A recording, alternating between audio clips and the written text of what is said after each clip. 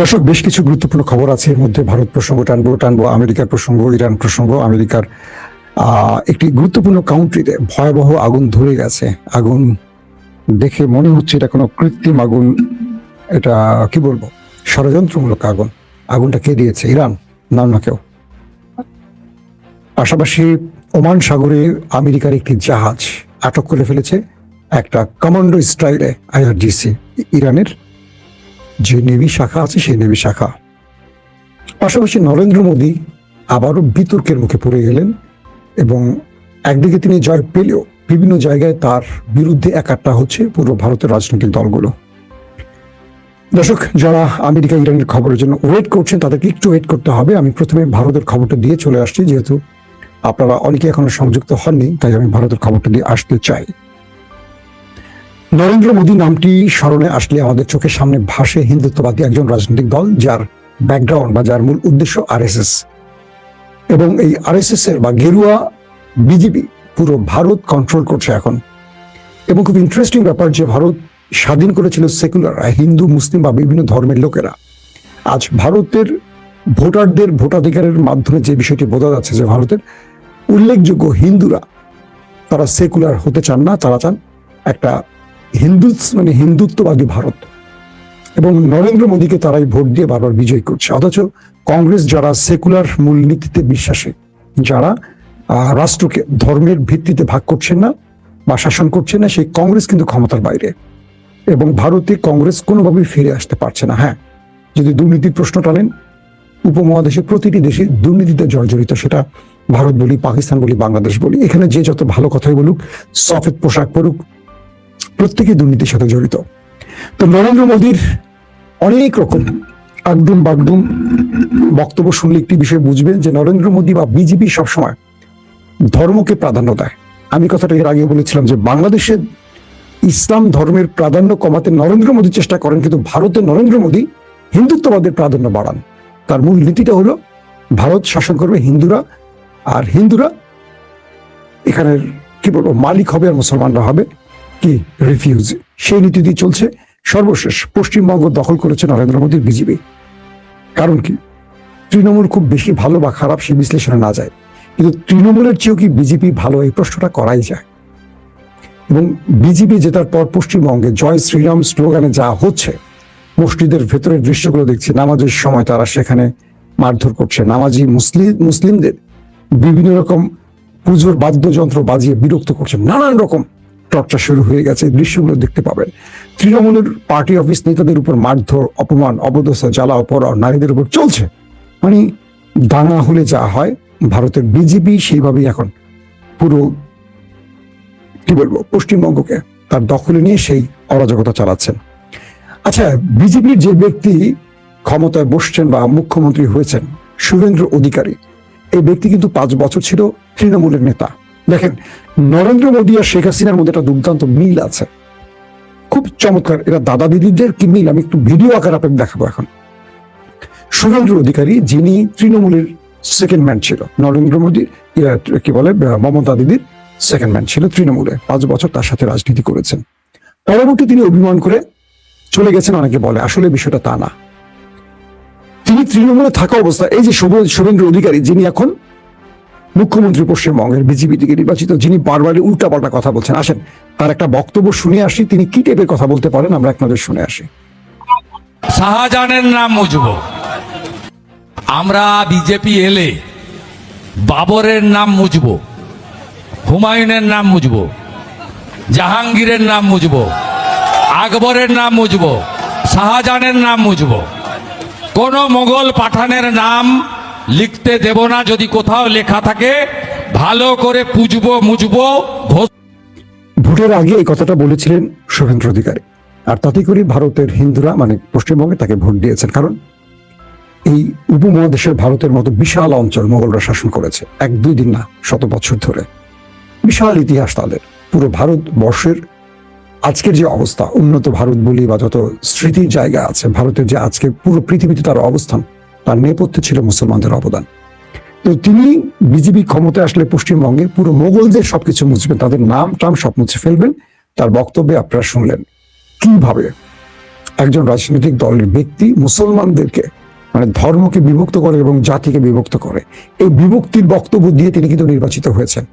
তার মানে হলো পশ্চিমবঙ্গে, আমি যদি একদম সহজ বাক্যে বলি, ভারতবর্ষে নরেন্দ্র মোদী টিকে আছে বিভক্তির সুর দিয়েই। তার মানে ভারতের হিন্দুত্ববাদীরা সবসময় মুখে সেকুলার বলুক আর যাই বলুক, বাংলাদেশের ফিফথ কলামের মতো, হাসিনা গ্রুপের মতো, হাসিনা মদতদাতাদের মতো, তারা কিন্তু আসলে ভেতরে হিন্দুত্ববাদী লালন করে। আসেন তার একটা এই ব্যক্তির একটা দুর্দান্ত চুরির ভিডিও আপনাদের দেখায়, তিনি কিভাবে চুরি করেন দেখেন।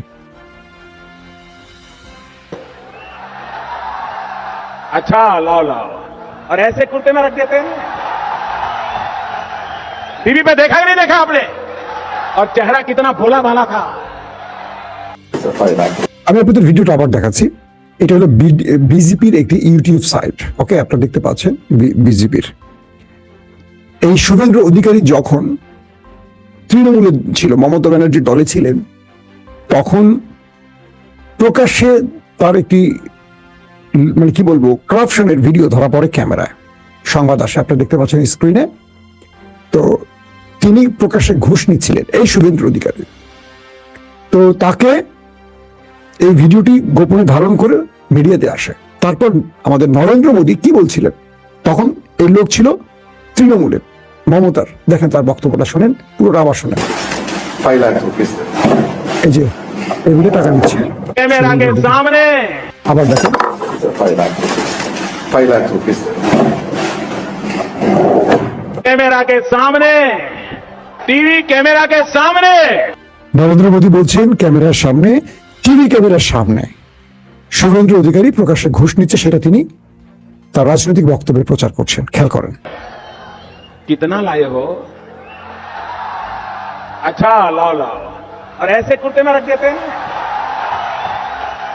टीवी पे देखा ही नहीं देखा आपने?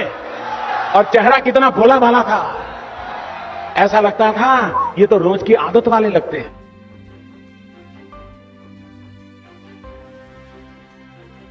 এখন আপনারা যে ভিডিওটা দেখলেন কি বুঝলেন?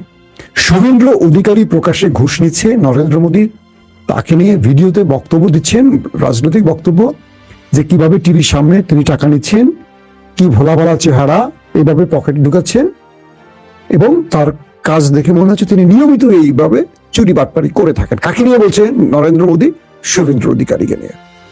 সেই শুভেন্দু অধিকারী এখন কাদের মুখ্যমন্ত্রী, কোন দলের? এই নরেন্দ্র মোদীর। এই নরেন্দ্র মোদী তাকে বিজেপি নেতা বানালেন, তাকে মুখ্যমন্ত্রী বানালেন। দেখেন ইন্টারেস্টিং ব্যাপার কি হয়েছিল। সিবিআই এই শুভেন্দু অধিকারীর বাসায় রেড দেয়, তাকে পাকড়াও করে। বিজেপি তখন তাকে গোপনে বার্তা পাঠায়, তুমি যদি বিজেপির দলে চলে আসো তোমার মামলা ভ্যানিশ হয়ে যাবে। যেহেতু কেন্দ্রীয় সরকার বিজেপি, শুভেন্দু অধিকারী মমতার দল ছেড়ে চলে আসে বিজেপিতে। তিনি ক্লিন ইমেজের হয়ে গেলেন, সঙ্গে সঙ্গে তার উপর থেকে মামলা চলে গেল। তারপর তিনি বিজেপির নেতৃত্বের হাল ধরলেন এবং মমতাকে হারিয়ে এবার তিনি পশ্চিমবঙ্গ বিজয় করলেন। একজন কারাপ্টেড দুর্নীতিবাজ যাকে নিয়ে নরেন্দ্র মোদী কথা বলেছেন, তাকে আবার নরেন্দ্র মোদী দলে ভিড়িয়েছেন। শুধু এটা নয়, আসামে আমরা একটু ধ্রুব বক্তব্য শুনে আসি।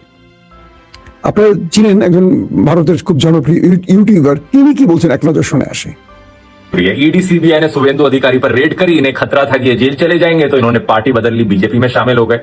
ईडी सीबीआई ने शुभेंदु अधिकारी पर रेड करी, इन्हें खतरा था कि ये जेल चले जाएंगे, तो इन्होंने पार्टी बदल ली, बीजेपी में शामिल हो गए। उसके बाद सारे केसेस को रफा दफा कर दिया गया। बीजेपी ने यूट्यूब चैनल से ये वीडियो डिलीट कर लिया और नरेंद्र मोदी ने अपनी बातों को थूक कर चाट लिया।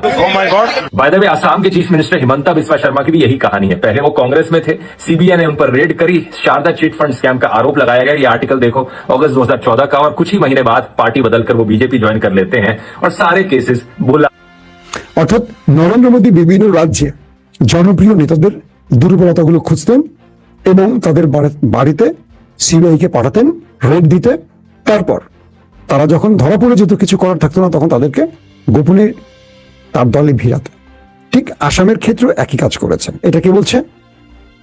ভারতের একজন জনপ্রিয় ইউটিউবার। দেখেন তারপরে তার বক্তব্য। दिए जाते हैं। पूरे देश में डेमोक्रेसी का मजाक बनाकर रख दिया। मैं तो कहता हूं जितने भी गुंडे क्रिमिनल बदमाश घूम रहे भाई, सब जाके बीजेपी ज्वाइन कर लो, इससे अच्छा मौका नहीं मिलने वाला। अरे दाऊद इब्राहिम भाई, तू भी बीजेपी ज्वाइन कर ले, अंधभक्त तुझे भी अपना नया पापा बना लेंगे। বুঝতে পারছেন? এটা হলো নরেন্দ্র মোদী। এবার আসেন বাংলাদেশের দিকে তাকান। বাংলাদেশে আওয়ামী লীগ, বিএনপি, ইউনূস সরকারের বিদায়ের পর যে দলটি ক্ষমতা আসে, তারপর সারা দেশে বিএনপির অনুমতি নিয়ে আওয়ামী লীগ প্রকাশ্যে চলে আসছে না। কারণটা কি জানেন? 54 বছর ধরে দেশটাকে লুট করেছে কারা? একটি দল না, 3টি দল, যারা নির্বাচিত ভাবে ক্ষমতা ছিলেন, কখনো সেনাবাহিনী সরকার, কখনো অন্তর্বর্তীকালীন সরকার, যারাই আসুক, সবসময় এরা যারা ক্ষমতায় আসে তারা সবসময় রাজনীতিটা করেন। বিএনপি জামাতকে নিয়ে যতই আন্দোলন করুক, বিএনপির কিন্তু সবচেয়ে বেশি মায়া আওয়ামী লীগের জন্য, আবার আওয়ামী লীগের মায়া কিন্তু বিএনপির জন্য। কেন জানেন? কারণ এরা একে অপরের পরিপূরক। দিন শেষে এরা একে অপরকে ছাড়া চলতে পারবে না, কারণ আত্মীয়তার বন্ধন শুধু নয়, রাজনৈতিকভাবে এরা প্রত্যেকেই মোটামুটি কারাপশনের সাথে জড়িত। হয়তো আওয়ামী লীগ বেশি, বিএনপি একটু কম। দিন শেষে একজন চোর আরেকজনের চোরের ভাষা বোঝে, একজন চোর আরেকজনকে ভবিষ্যতে মাফ করবে, কিন্তু যিনি কারাপশন করেন না, অপরাধ করেন না, যিনি ইনসাফ করবেন, তিনি তো চোরদের আর সুযোগ দেবেন না। বাংলাদেশের যারা সৎপন্থী বা যারা ইনসাফ প্রতিষ্ঠা করবে, যারা লুটপাট করবে না, তাদেরকে কেন আমাদের আমলারা, প্রশাসন, ডিপ স্টেট কেউ চায় না জানেন? কারণ এরা ক্ষমতায় আসলে পুলিশ মাসোহারা পাবে না, এরা ক্ষমতায় আসলে আমলারা হাজার কোটি টাকার মালিক হবে না, এরা ক্ষমতায় আসলে রাষ্ট্রের লুটপাট, টেন্ডারবাজি, দখলদারিতে চলবে না। তাহলে এগুলো চালাতে হলে কি করতে হবে? সবসময় লুটপাটকারীদেরকেই ক্ষমতায় আনতে হবে। তো এই নরেন্দ্র মোদীর রাজনীতিটা এখানেই প্রমাণ হচ্ছে যে একজন শুভেন্দু অধিকারীর মতো কারাপ্টেড লোকের বিরুদ্ধে প্রকাশ্যে কথা বলে তিনি নিজের থুতু আবার নিজে চাটলেন। কিভাবে তাকে আবার সেই দলে আনলেন যাকে নিয়ে নিজে কথা বললেন। চলেন এবার আমি চলে যাচ্ছি আপনাদের ইন্টারন্যাশনাল কিছু খবর, যেটার জন্য আপনারা অপেক্ষা করছেন। আপনারা অনেকে আমাকে বলেন যে ভাই ভারতের কিছু খবর দেন, তাই দিলাম। হরমুজ প্রণালীর উপর দিয়ে, মানে হরমুজ প্রণালীর যে বিশাল জলরাশি, তার নিচ দিয়ে প্রায় 10 ট্রিলিয়ন মার্কিন ডলারের ক্যাবেল গেছে। ইরান নতুন করে আমেরিকাকে আরেকটি বিপদে ফেলতে চাচ্ছে। বলছে যে হরমুজ প্রণালীর নিচে যেই ফাইবার অপটিক ক্যাবেলগুলো আছে, ইন্টারনেটের ক্যাবেলগুলো আছে, প্রায় 10 ট্রিলিয়ন মার্কিন ডলারের। এখন থেকে নিয়মিত ইরানকে এর চার্জ দিতে হবে, কারণ ইরানের ভূখণ্ডে এই ক্যাবেলটি গেছে। অর্থাৎ আমেরিকাকে নতুন করে আরেকটি অর্থনৈতিক চাপে ফেলতে চাচ্ছে ইরান। বলছে আমরা আর তোমাদেরকে ছাড় দেব না, এখন থেকে তোমরা আমাদেরকে এই সাবমেরিন ক্যাবেল বলি বা ফাইবার অপটিক ক্যাবেল বলি বা ইন্টারনেট ক্যাবেল বলি, এই ক্যাবেলের জন্য আমাদেরকে অর্থ দেবে, আমাদেরকে টোল দিবে, আর তোমাদের ছাড় দেবো না। ইরান অনেক ছাড় দিচ্ছে, হরমুজ প্রণালী তো টোল দেবেই, এখন থেকে এই তারের ক্যাবেলেরও দিবে, কারণ তোমাদের 10 ট্রিলিয়ন মার্কিন ডলারের তার এখান থেকে গেছে, আচ্ছা আমরা এটা কেটে দেব। এখন থেকে মেটা, গুগল যারা আছে তাদের উপরও এই চার্জ নাজিল করবে ইরান, এমন একটা আভাস পাওয়া গেছে। মার্কিন যুক্তরাষ্ট্রের হেনরি কাউন্টিতে ভয়াবহ আগুন ধরেছে একটি প্লাস্টিক রিসাইক্লিং প্রতিষ্ঠান। এত ভয়াবহ আগুন যেটা টিভির স্ক্রিনে দেখলে বোঝা যায় এই আগুনটার নেপথ্যে কারা। কদিন আগে, অর্থাৎ যুদ্ধবিরতির পরই ইরানের একটি প্লাস্টিক রিসাইক্লিং সেন্টারে আগুন ধরে। খেয়াল করবেন, ইরানের ভেতরে, এটা ইরান চেষ্টা করে নিভিয়ে ফেলে। হঠাৎ করে আমেরিকার ভেতরে এই আগুনটা লাগলো কি করে? এটার দায় কাকে দিবে, কে স্বীকার করবে? সব চুপ। কিন্তু আগুনের ভয়াবহতা বলে দিচ্ছে এটার পেছনে, মানে এটা প্রাকৃতিকভাবে হুট করে লেগে গেছে, বিষয়টা এরকম নয়, এটা লাগানো হয়েছে। এবং যে দৃশ্য দেখলাম, ভয়াবহ ব্যাপার, ম্যাসিভ আকারে আগুন জ্বলছে এবং পুরো অঞ্চলটা আগুনের কি বলবো আওতায় চলে গেছে। এটি হলো হেনরি কাউন্টি, যেটি প্লাস্টিক রিসাইক্লিং সেন্টারের কথা বলছি। এর কদিন আগে আমেরিকাতে আরেকটি ঘটনা ঘটে, সেটি হলো তেল রিফাইনারিতে আগুন ধরে যায় মার্কিন যুক্তরাষ্ট্রের। এবং এটিও, মানে এই কয়েকদিন আগে ঘটনা এটিও আমেরিকাকে অনেক বড় চাপে ফেলে দেয়। আমেরিকার ভেতরে আসলে চলছে এটা কি? এস্টাবলিশমেন্ট অন্য কোনো খেলা খেলছে? কোন উদ্দেশ্য সফল করতে এই কাজগুলো করা হচ্ছে? এগুলো নিয়ে কিন্তু প্রশ্ন উঠছে। দর্শক, ওমান সাগরে আমেরিকার একটি জাহাজ প্রবেশ করে এবং ইরান সেই জাহাজটিতে কমান্ডো অপারেশন করে জাহাজটিকে, মার্কিন জাহাজটিকে দখলে নিয়ে নেয়। কল্পনা করেন, মার্কিন যুক্তরাষ্ট্রের তেলের ট্যাঙ্কার, সেখানে ইরানের আইআরজিসি যে নৌবাহিনী, তারা কমান্ডো অপারেশন চালিয়ে বারবাডোসায় সে জাহাজটির দখল নিয়ে নেয়। এবং ইরান বলে যে এই জাহাজটি তার ভূখণ্ডে প্রবেশ করে বড় আক্রমণের পরিকল্পনা তৈরি করছিল এবং রাষ্ট্র ইরানের বিরুদ্ধে ষড়যন্ত্রে লিপ্ত হচ্ছিল। ইরান বলছে এ জাতীয় কোনো শত্রুকে আমরা আর কখনো ছাড় দেব না। ইরান সদা প্রস্তুত, সদা জেগে আছে। আমেরিকার জাহাজকে, আমেরিকার তেলের ট্যাঙ্কারকে ইরান নিজে অভিযান চালিয়ে তার কমান্ডো নামিয়ে দখলে নেয়ার খবর কত ভয়াবহ, কত বড় আকার ধারণ করতে পারে। দ্বিতীয়ত, এবার ইরান ঘোষণা দিয়েছে যদি ইরানের কোনো তেলের জাহাজে, বাণিজ্যিক জাহাজে হামলা হয়, ইরান আমেরিকার গালফ কান্ট্রিতে যে ঘাঁটিগুলো রয়েছে, সামরিক ঘাঁটি, সেখানে লক্ষ্য করে অ্যাটাক করবে। অর্থাৎ এতদিন ইরান যেটা বলতো যে আমাদের জাহাজে আক্রমণ করলে আমরা তোমাদের জাহাজে আক্রমণ করব, এখন ইরান সেখান থেকে আরো কয়েক ধাপ সামনে গিয়ে বলছে যদি হরমুজে বা জলপথে ইরানের কোনো তেলের ট্যাঙ্কার বা বাণিজ্যিক জাহাজে আমেরিকা হামলা করে, তাহলে ইরানের নেক্সট টার্গেট কোনো জাহাজ হবে না, গালফ কান্ট্রিতে, যেটা আরব রাষ্ট্রের কথা বলছি, তাদের ভেতরে যে মার্কিন ঘাঁটিগুলো আছে, সেনা ঘাঁটি, সেখানে আক্রমণ করা হবে। তার মানে কি, যুদ্ধ আবার লেগে যাচ্ছে, মোটামুটি কনফার্ম।